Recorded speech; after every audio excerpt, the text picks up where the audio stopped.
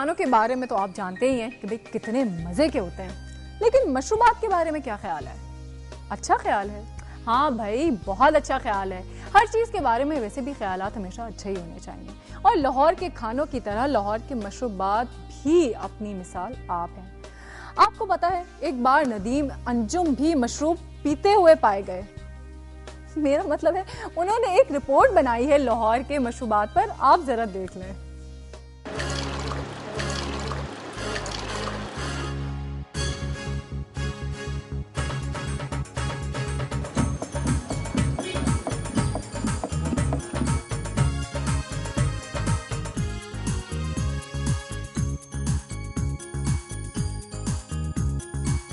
लाहौर खाते पीते लोगों का शहर है।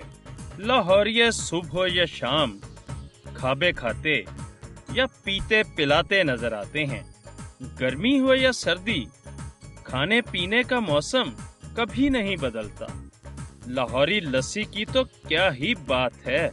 खालिस दही की गाढ़ी लस्सी ऊपर मलाई डाल के तो पी ही जाती है, लेकिन गवाल मंडी की पेड़ों वाली लस्सी जो एक बार पी ले भूलता नहीं।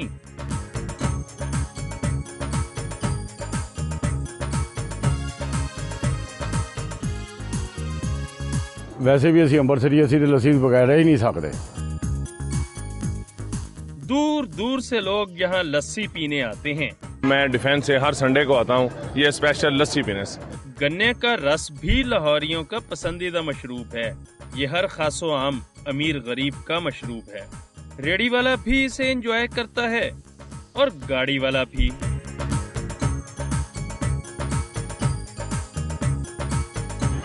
सॉफ्ट ड्रिंक से ये बहुत बेहतर है क्योंकि सेहत के लिए बहुत अच्छा है, खासकर गर्मियों के लिए। फ्रेश फ्रूट जूसेस का मजा मुंह में पानी भर लाने के लिए काफी है।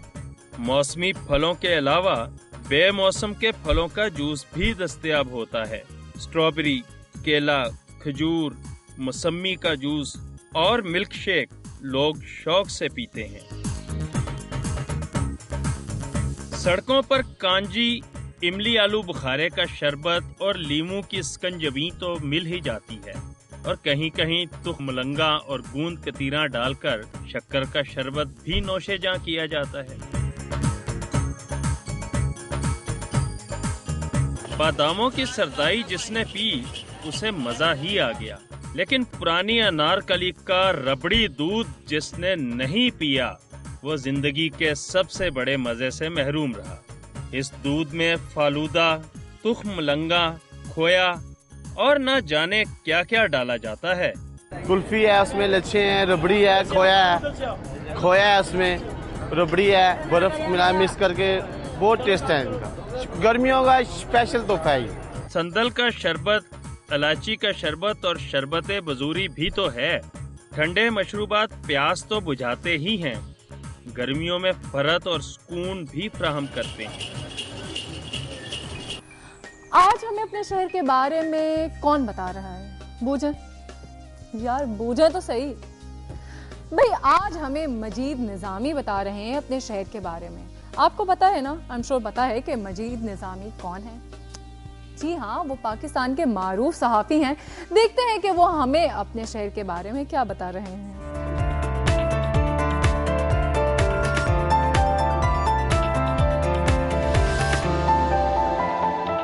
देखिए, मेरा शहर सांगला हिल है, डिस्ट्रिक्ट शेखुपुरा था, जो अब ननकाना साहब बन चुका है। सांगला हिल एक मेरे नज़दीक मॉडर्न टाउन था। हिल इसलिए कहते हैं कि नहर के पार एक पहाड़ी है, गलियां यानी पक्की थी, बाज़ार पक्के थे। एक बाज़ार से आप गुज़रते हैं तो सिरे से आखिर तक इसी तरह एक गली से आप गुज़रते हैं तो वो शुरू से लेकर आखिर तक आप क्रॉस करते हैं। उस वक्त वहाँ 2 हाई स्कूल थे। एक गवर्नमेंट हाई स्कूल जहाँ मैं भी पढ़ा, निज़ामी साहब भी पढ़े, मेरे बाकी भाई भी पढ़े, और एक खालसा हाई स्कूल। मेरे वालिद साहब साबन का कारोबार करते थे। उस वक्त वहाँ सिर्फ 2 दुकानदार कह लीजिए या छोटे कारखानादार कह लीजिए साबुन के कारोबार में मशहूर थे, एक हिंदू और एक मुसलमान। मुसलमान मेरे वालिद मरहूम थे, तो हम हिंदू के मोहल्ला में रहते थे। दुकानें हर किस्म की थी, कपड़े की दुकान, बूटों की दुकान, किताबों की दुकान। मंडी थी बहुत बड़ी, जिसमें कपास आती थी, गंदम आती थी, मक्की आती थी, हर फसल की यानी बहुत बड़ी मंडी थी। और ज़्यादा खेल जो था वो कबड्डी था, गुल्ली डंडा था, इसी तरह बाज़ यानी कुश्तियाँ थी। और हमारे नहर के किनारे अखाड़े हुआ करते थे। तो ये दिलचस्प बात है कि मैं बचपन में अखाड़े भी जाया करता था। मेरा एक क्लास फेलो दोस्त लब्बा था, लब्बा राम, तो वो ज़रा मोटा था। मैं उस ज़माने में ज़रा दुबला पतला था। तो हम कबड्डी खेल रहे थे, तो मैंने ज़ोर से थप्पड़ मारा उसके सीने पे, तो मेरे 5 उंगलियां जो थीं वो उसका निशान पड़ गया। उसने जब देखा तो उसने रोना शुरू कर दिया। नहर में रोज़ नहाने के बावजूद मुझे तैरना नहीं आता था। मैंने छलांग लगा दी पुल से, तो चूँकि मुझे तैरना नहीं आता था इसलिए मैं बाकायदा डूब गया। तो मुझे कहीं आसपास जो तैराक था बड़ी उम्र का, उसने मुझे निकाला और बचाया। वहाँ एक कंपनी बाग भी था और अभी तक है, वहाँ भी जाते थे, बैठे गपशप की।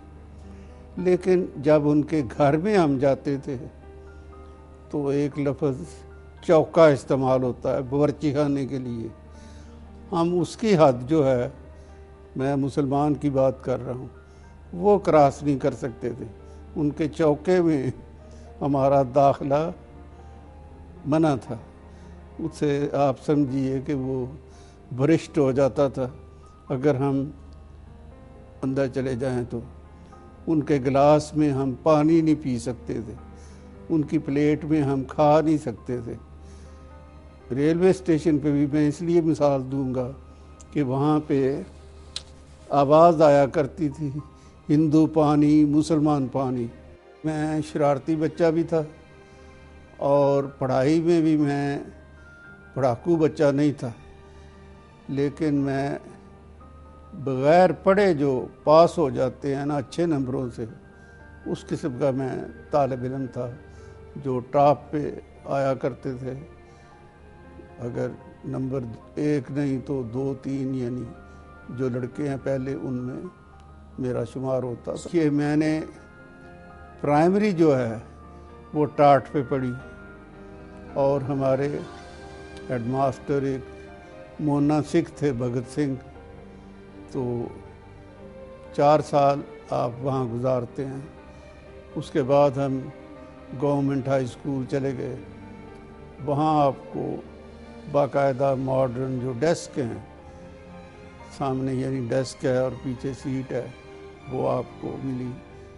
5वीं में भी, 6ठी में भी, 7वीं में भी, 8वीं, 9वीं, 10वीं में भी।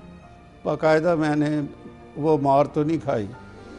मेरा ख्याल है कि सिर्फ ये एक वाक़या है, लेकिन वो बैंत वाली मार मैंने नहीं खाई।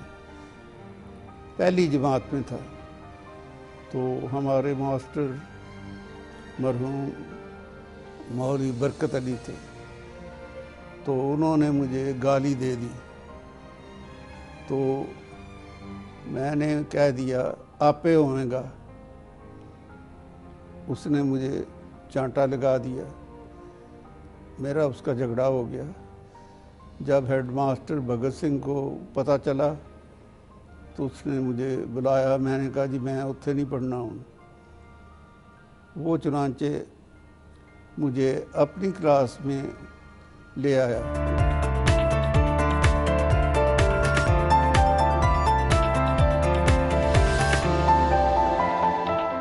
आपको पता है पारा चनार का ये नाम कैसे पड़ा?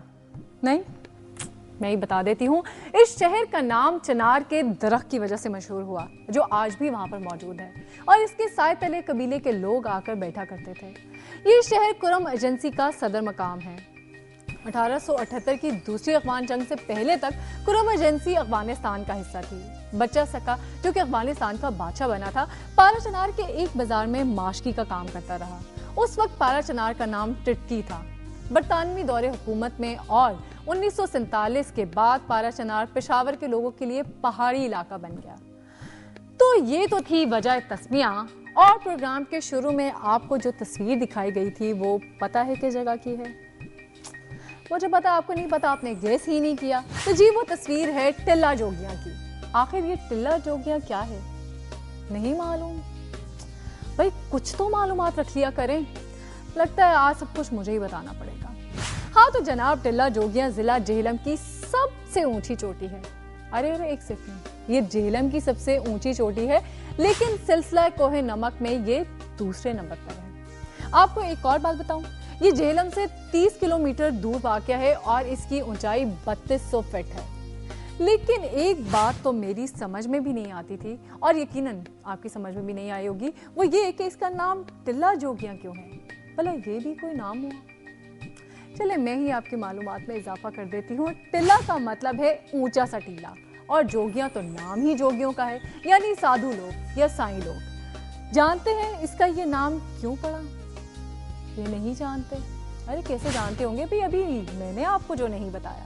तो किस्सा कुछ यूं था कि इस पहाड़ पर हजारों साल तक हिंदू साधुओं का बसेरा रहा। इसी नस्ब से ये पहाड़ टिल्ला जोगियां कहलाया। ये तो हुई टिल्ला जोगियां की तारीखी कहानी। मगर अभी एक सेकेंड भाई, अभी तो इसकी एक और वजह शोहरत भी बतानी है। ओफो भाई, इतनी जल्दी क्या है, बता रही हूँ, सब्र करें। पंजाबी की मारूफ रोमानी दास्तान हीर रांझा में पंजाबी शायर वारिस शाह ने भी टिल्ला जोगियां का जिक्र किया है। और वारिस शाह कहते हैं कि रांझे को जोगी बनाया था गुरु गुरुनाथ के चेले ने। हाय बेचारा रांझा। आज का ये प्रोग्राम हीर और उसके रांझे के नाम। इसके साथ ही हमारे प्रोग्राम का वक्त खत्म होता है, लेकिन आपने हमें अपना फीडबैक देना नहीं भूलना। फीडबैक के लिए आप हमें ईमेल कर सकते हैं, टेक्स्ट भी कर सकते हैं और ख़त भी लिख सकते हैं। इसके अलावा आप हमें अपना फीडबैक फेसबुक पर भी दे सकते हैं। तो कल तक के लिए बाय, टेक केयर।